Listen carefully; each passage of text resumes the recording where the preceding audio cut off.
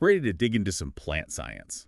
Today, we're going to explore something really cool, hairy root cultures. Yeah, hairy root cultures. It's a pretty neat technique in plant biology. We're going to take a deep dive into how to make them and how to keep them going strong. Exactly. Like the basics of establishing and maintaining these cultures. Okay, so hairy roots, that's got to be more than just a funny name, right? What makes them stand out? Well, it all starts with this bacteria called Agrobacterium rhizogenes. Agrobacterium rhizogene. Yeah, it's got the special ability. It can actually insert a little bit of its own DNA into plant cells.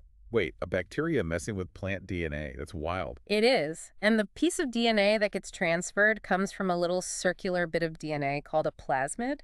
So this plasmid, does it come with, like, instructions for the plant? Exactly. The instructions on this plasmid tell the plant cells to start making these roots, the hairy roots. So it basically reprograms the plant. Kind of, yeah. And these hairy roots, they're different. They can grow really fast and branch out like crazy.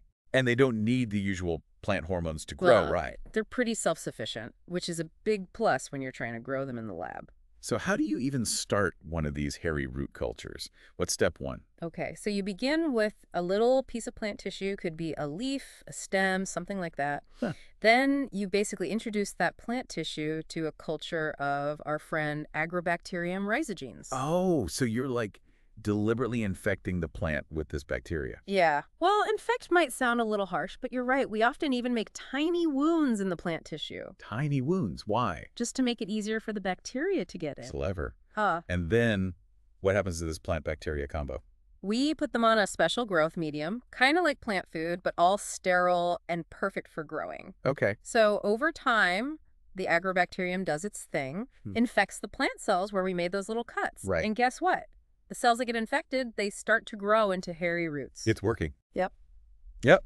And then we got to be careful to separate those hairy roots out and move them to a fresh batch of that sterile growth medium. So you basically have these independent hairy root systems going now. Exactly. But how do you keep them alive? I mean, long term, what's involved in keeping them healthy and happy? Well, like any living thing, they need the right environment. Yeah. So we got to keep that growth medium fresh. Right, fresh food. Exactly. Plenty of nutrients. And they actually prefer it kind of dark. Dark. Why dark? Yeah. It seems to help them focus their energy on growing those roots rather than leaves and stuff. Like little root factories in the dark? Pretty much. Oh, and there's this thing called subculturing. Subculturing, what's that? It just means taking a little bit of the actively growing root tips and moving them to a brand new container of growth medium. I see. So it's like giving them a new house. Yeah. That way they don't run out of space or food, and there's no buildup of waste products. Makes sense. So we've got bacteria, we've got careful growing conditions, we've got subculturing. But why go through all this trouble? What's the big payoff with hairy root cultures?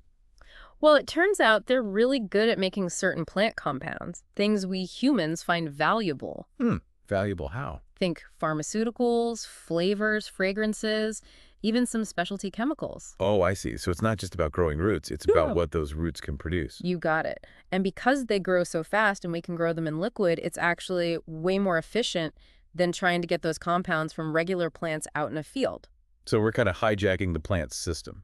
In a way, yeah. But it's all about harnessing that power to make useful stuff. So to recap, you're basically using this bacteria to trick the plant into growing these super roots. Right.